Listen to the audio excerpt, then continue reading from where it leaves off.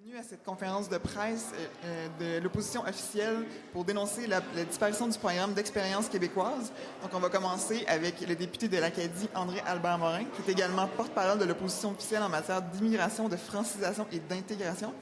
On aura ensuite Christopher Zéphir, le président de la Fédération étudiante collégiale du Québec. Ensuite, Flora Domanger, présidente de l'Union étudiante du Québec. Il sera suivi d'Alain Hibou-Diédou, un étudiant qui est affecté par l'arrêt du PEC. Bonjour, merci. Alors, on est ici à nouveau avec des étudiants pour dénoncer l'abolition du PEC, du programme de l'expérience québécoise. C'est une véritable injustice que d'abolir ce programme, et comme je le soulignais, dans le milieu d'un match et de changer les règles avant la fin de la partie. Ça ne se fait pas.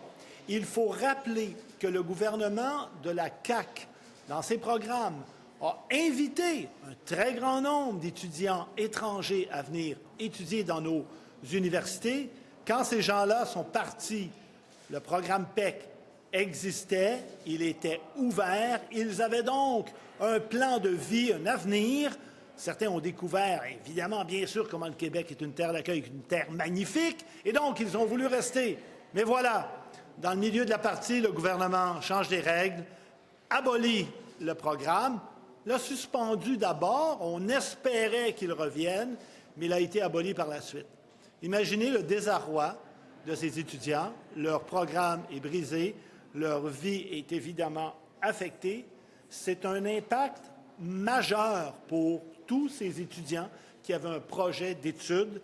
Et en plus, cette décision nuit à la réputation du Québec à l'étranger, particulièrement en France. Et ça, il faut le dénoncer. Alors moi, ce que je demande au ministre de l'Immigration, M. Roberge, c'est une clause de droit acquis pour les gens qui sont déjà sur le territoire québécois afin qu'ils puissent se prévaloir de ce programme.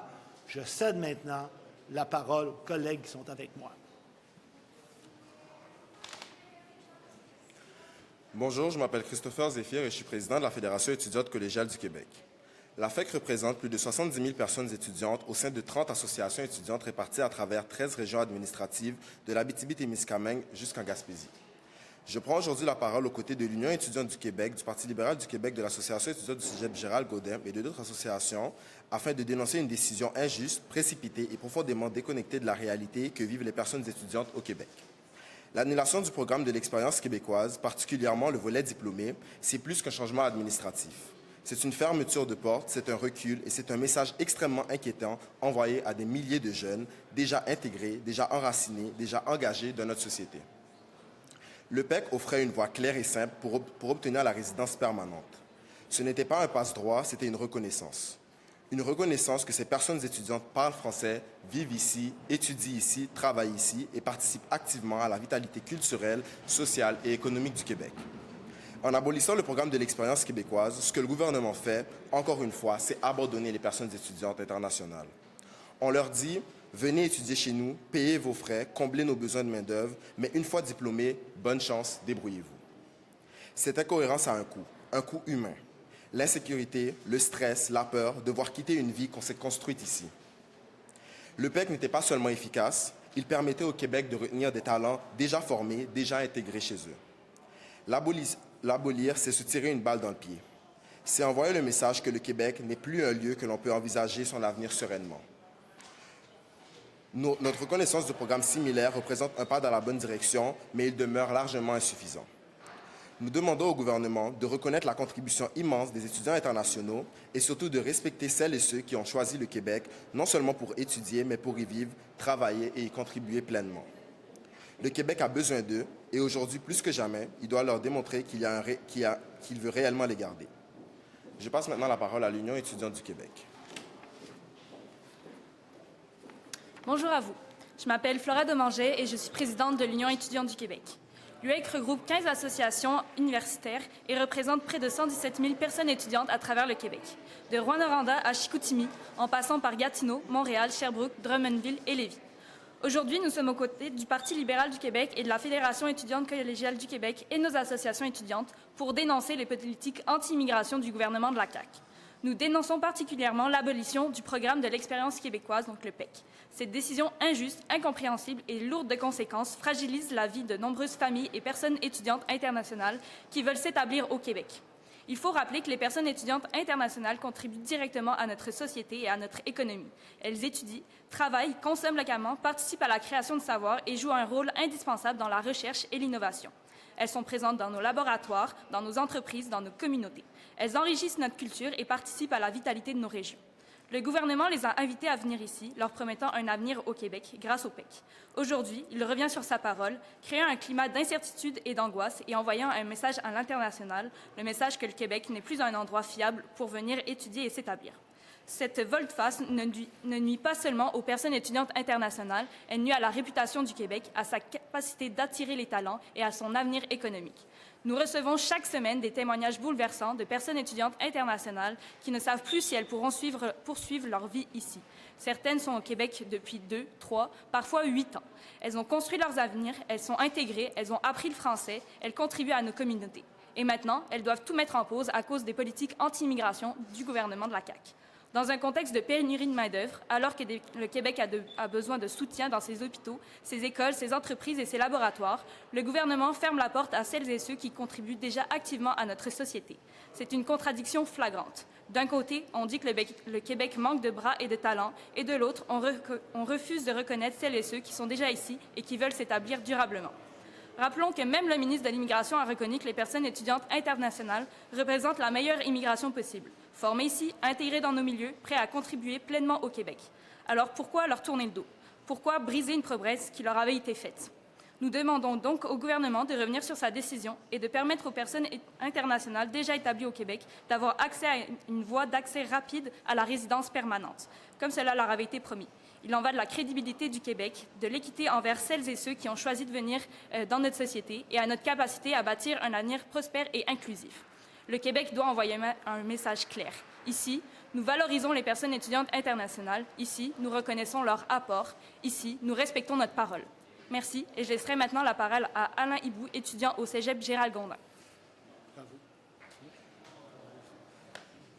Mesdames et messieurs, je me nomme Alain Djidjou, étudiant international en technique de l'informatique, fier membre de la communauté étudiante québécoise.